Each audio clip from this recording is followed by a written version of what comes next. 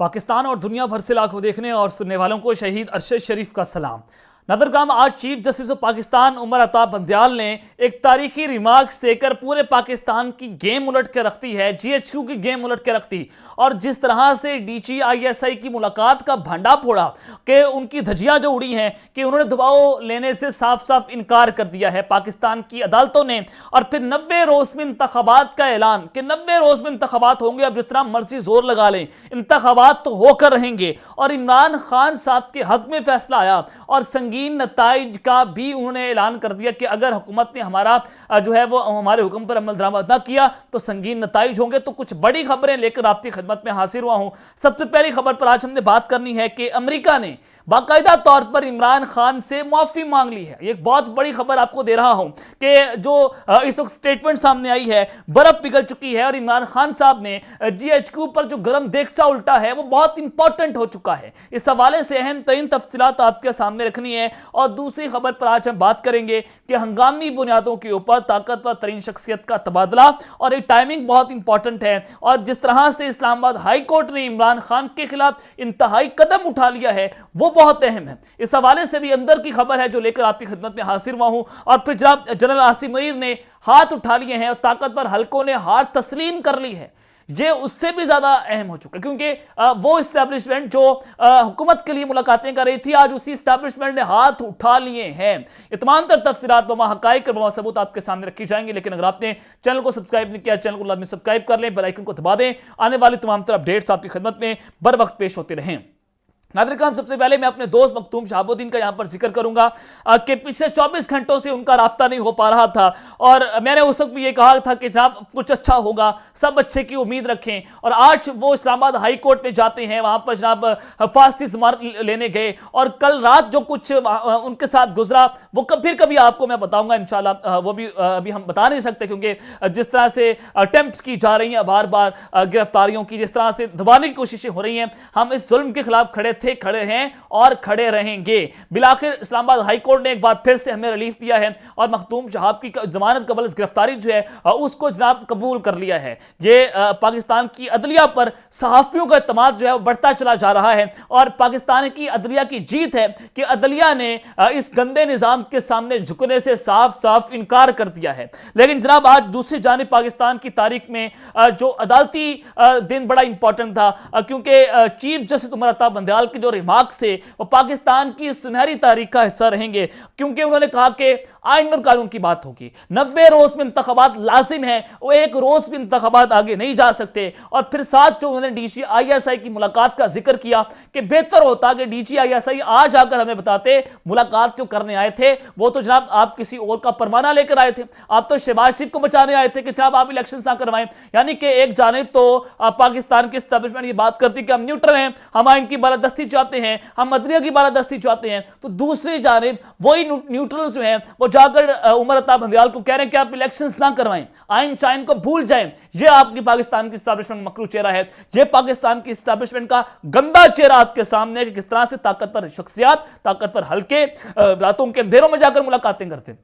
और ये डीजीआईएसआई पहले बहुत बातें करता था कि इमरान खान हमारे साथ रातों के अंधेरों में आकर मुलाकातें करते हैं और यही डीजीआईएसआई जाकर उमर अता बंदयाल से जाकर जो है वो रातों के अंधेरों में मुलाकातें कर रहा था और इमरान खान के खिलाफ और शहबाज शरीफ के हक में मदद मांग रहा था। और अब ये आपकी जो है वो जो जितनी भी साइंसदानियां हैं पाकिस्तान के साथ वो नहीं चलेंगी। पाकिस्तान की कौम ने आपको माफ नहीं करना इस बार जो कुछ आपने हमारे साथ किया है। लेकिन इस सारे सूरत हाल में जनाब उमर अता बंदयाल साहब ने कहा कि सियासी जमातों को कल उन्होंने तलब कर लिया है कि मुज़ाकरात पर बैठें, फिर हम कोई रास्ता निकाल सकते हैं। अगर मुज़ाकरात इनका हल नहीं है तो फिर हम जो फैसला देंगे वो सबको कबूल करना पड़ेगा। और अगर हुकूमत इंतखाबात ना करवाए, मैं आपको यहां पर एक बहुत बड़ी खबर देने जा रहा हूं कि सुप्रीम कोर्ट का जो तहरीरी हुक्म जारी हुआ है पूरी हुकूमत के सर पर खतरे की तलवार लटक रही है। सिर्फ शहबाज शरीफ नहीं जाएगा, सिर्फ वज़ीर दिफा या वज़ीर खारजा या वज़ीर खजाना नहीं जाएगा, बल्कि पूरी की पूरी हुकूमत का तख्ता उलट दिया जाएगा और सुप्रीम कोर्ट इनको माफ नहीं करेगी और पाकिस्तान की कौम के हक में फैसला आएगा। यह तहरीरी हुक्म जो है जारी हुआ है उससे तो ये बड़ा वाज़ेह हो चुका है। तो यहां पर मैं आपको कुछ और भी खबरें देना चाहता हूं कि सदर मुमलिकत ने जनाब सुप्रीम जुडिशल जो प्रैक्टिस एंड प्रोसीजर बिल था उसको जनाब बगैर दस्तखत किए वापस भेज दिया है। और आरिफ अलवी साहब ने कहा कि कानून साजी की अहलियत और बिल की दुरुस्ती का मामला आला अदालती फोरम के सामने ज़ेर समाअत है, जिसके बाद बिल पर मजीद कोई कार्रवाई मुनासिब नहीं है। चूंकि सुप्रीम कोर्ट ऑफ पाकिस्तान में ये एक केस लगा हुआ है और सुप्रीम कोर्ट ऑफ पाकिस्तान ने इस बिल को अमल दरामद करने से रोक दिया है, तो लिहाजा इस बिल के ऊपर मैं दस्तखत नहीं कर सकता। फौज के सुप्रीम कोर्ट ने यहां पर लंका ढाई है। और फिर जनाब जो उससे भी खबर है कि चीफ जस्टिस साहब ने स्पीकर कौमी असेंबली को एक अहम तरीन खत लिखा है और आइन की 50 साल तकरीब में शिरकत न करने की वजह बताई है। और उस खत में लिखा गया कि अदालती मसरूफियात के बायस पार्लियामेंट की तकरीब में शिरकत नहीं कर सका, मेरे लिए तकरीब में शिरकत करना बायस फखर होता।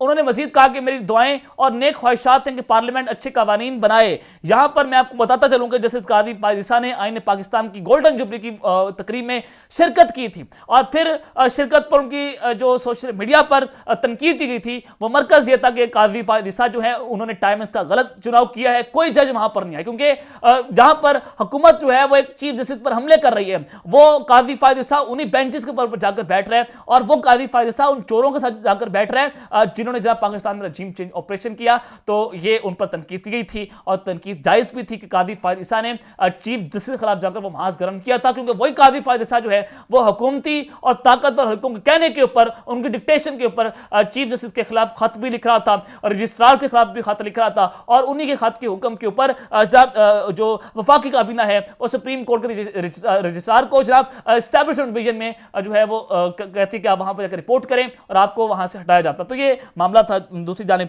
लेकिन जब हंगामी सतह के ऊपर, हंगामी बुनियादों के ऊपर ताकतवर शख्सियत का एक तबादला किया गया है, ये बहुत बड़ी खबर है।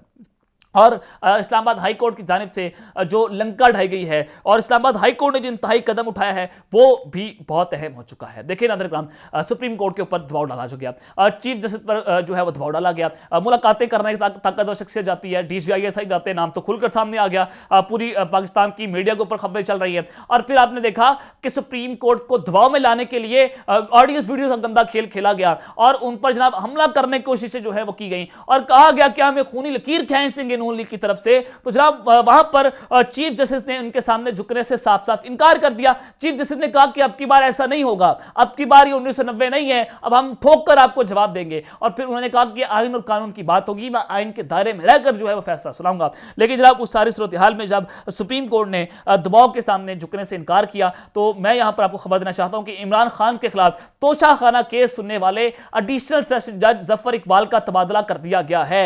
चीफ जस्टिस की हिदायत पर रजिस्ट्रार ने यह हिदायत की है, chief justice Islamabad high court Aamir Farooq साहब ने, फिर रजिस्ट्रार तक ये बात जाती है, रजिस्ट्रार ने इमरान खान के खिलाफ तोशाखाना केस सुनने वाले एडिशनल सेशन जज जफर इकबाल का तबादला कर दिया है और नोटिफिकेशन भी जारी कर दिया है। और इन्हीं जज साहिब ने इमरान खान के खिलाफ तोशाखाना केस की जल्द समाअत मुकर्रर करने की इलेक्शन कमीशन की दरखास्त मुस्तरद कर दी थी। चूंकि इलेक्शन कमीशन जो है वो दरखास्त कर रहा था कि इमरान खान की केस जो है जल्द जल्द सुने जाए, इन जज ने कहा कि ऐसा नहीं हो सकता, तो तोशाखाना केस इमरान खान को फंसाने की कोशिश हो रही है और अपना जज लाकर इमरान खान के गिरश कंजा तंग किया जाएगा। तो ये यहां पर इंतहाई कदम जो है वो इस्लामाबाद हाई कोर्ट की जानिब से जनाब उठाया गया है। लेकिन फिर भी ये इमरान खान साहब को गिरा नहीं सकेंगे, खान साहब को तोड़ नहीं सकेंगे, क्योंकि एक जानिब सुप्रीम कोर्ट जो है वो GHQ की तरफ के मुकाबले में खड़ी होगी है, वो साहब इनकी मार्शल के मुकाबले में खड़ी होगी है, इनके जुल्म बर्बरियत के मुकाबले में खड़ी होगी है। तो दूसरी जानिब ये GHQ वाले गंदे हथकंडे जो हैं वो भी इस्तेमाल कर रहे हैं। लेकिन आज जनरल आसिम मुनीर ने भी हाथ उठा लिए हैं और ताकतवर हल्कों ने हार तस्लीम कर ली है।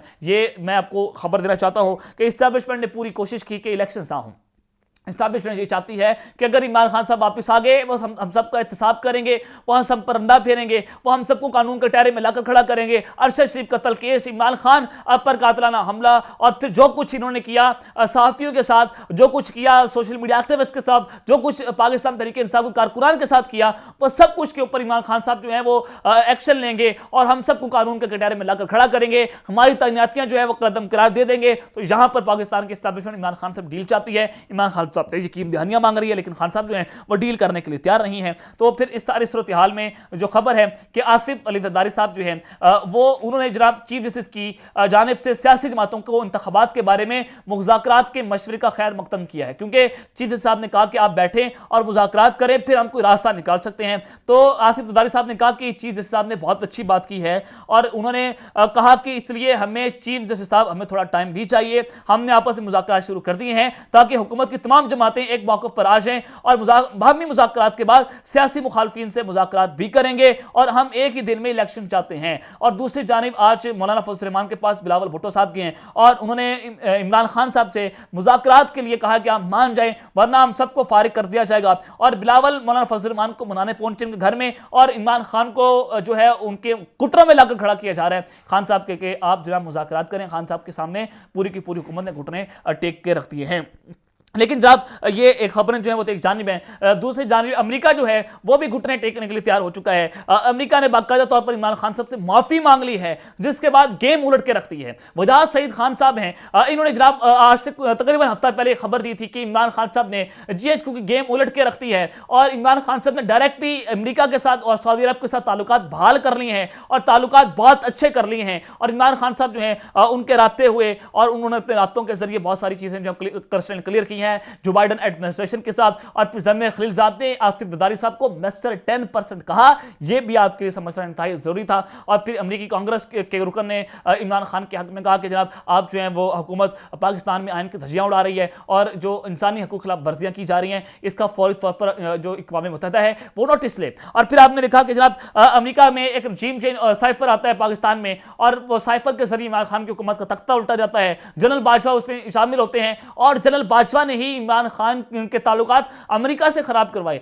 जनरल बाजवा अमेरिका जाकर कहता था कि इमरान खान एंटी अमेरिका है, वो सऊदी अरब जाकर कहता था कि इमरान खान जो है वो आपके खिलाफ है। तो ये बादशाह ने पूरे पाकिस्तान की ये इतना ही मुनाफिक शख्स है। मैंने आपको बहुत पहले कहा था कि अगर बादशाह ना मारा इस बादशाह को तो ये बादशाह कई ऐसे बादशाह पैदा कर देगा कि जो पाकिस्तान को तो वो बर्बाद कर देगा। तो जनाब ये पूरे पाकिस्तान का माहौल इस मुनाफिक शख्स ने खराब किया और इस मुनाफिक शख्स की वजह से पाकिस्तान आज यहाँ तक पहुंचा है। तो हुसैन हक्कानी को ये मुनाफिक शख्स जो है वो हायर करता है अमेरिका में और अमेरिका के जरिए एक लॉबी के जरिए पाकिस्तान में एक हुकूमत का तख्ता उल्टा जाता है। और फिर सिंध हाउस के अंदर ज़मीरों की बोलियां आपने लगती हुई देखी, उसके पीछे भी जनरल बाजवा का हाथ था, उसके पीछे फैज़ हमीद का हाथ था।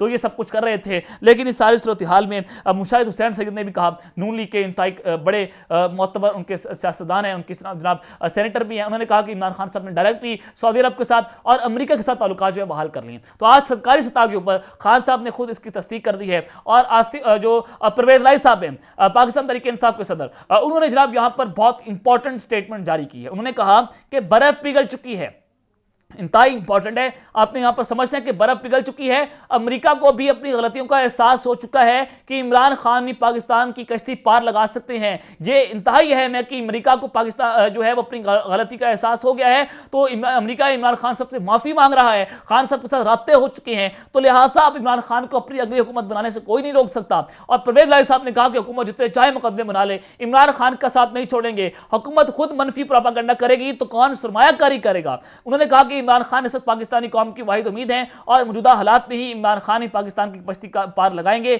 और इमरान खान साथ जो है PDM की खामख्याली है कि वो इमरान खान का रास्ता रोक सकती है। अब इमरान खान का रास्ता कोई नहीं रोक सकता। परवेज राय साहब जो है उन्होंने ये जनाब बयान दिया है। तो अब तक लेते हैं, अपना ख्याल रखिएगा। इस तरह लाजमी खलक के बाद पाकिस्तान जिंदाबाद।